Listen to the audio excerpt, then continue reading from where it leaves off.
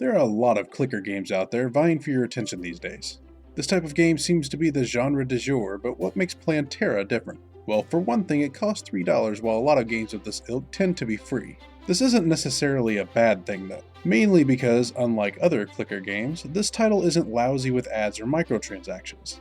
While those games certainly have their place and there are examples that execute on the business model rather well, it's nice to see a game that still caters to people who just want to pay their money, buy the game, and have full access to the fun that it can offer.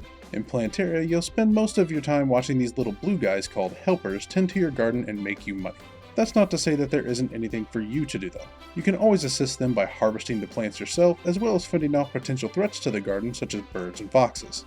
While you can hire other helpers that do this job for you also, it's nice to have the option to interact with your garden as much or as little as you so desire. First, let me get my nitpicking of the game out of the way. There's not much in the way of narrative or guidance in this game.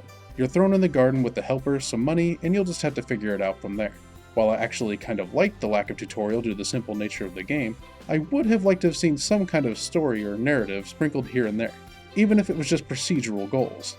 Plantera has achievements, but they aren't exactly a substitute for a lightly written story. While the game doesn't absolutely need a story, it would have been nice to have some kind of narrative motivation to match the character that comes from the art and the overall personality of the game. The next minor gripe would be that a lot of action takes place very close to the ground, and much of what is happening can be lost amongst the multitude of sprites.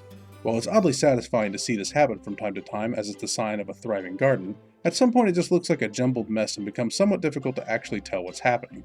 That complaint voiced, I have to go a little bit the other direction as well and say I wish there was a way to zoom out and see more of your garden all at the same time. I understand that this might cause a performance issue on some weaker machines, but it still would have been nice to have the option. And lastly, there doesn't seem to be a good method of closing the gameplay loop. Now what I mean by that is a lot of games will allow you to start your progress over for some type of benefit. This lets developers encourage the player to extend their playtime while offering them a never-ending carrot on a stick. Granted, I've only put about 4 hours into the game for this review, but it doesn't seem like Plantera has that kind of loop, and to some players, that might be a blessing.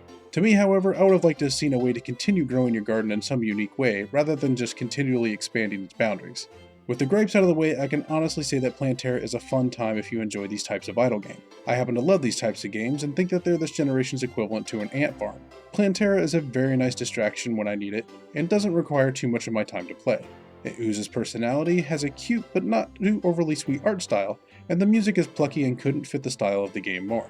It's a fun package overall and has the potential to really stand out in a genre that is quickly becoming overcrowded.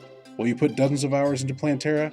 No, not likely. Is it fun for a few hours and worth the $3 to not be constantly pestered by ads and microtransactions?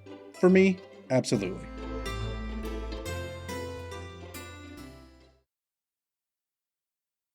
Hey, if the developers actually wanted me to click the birds away, they wouldn't have made them look so damn happy when they snag a piece of fruit.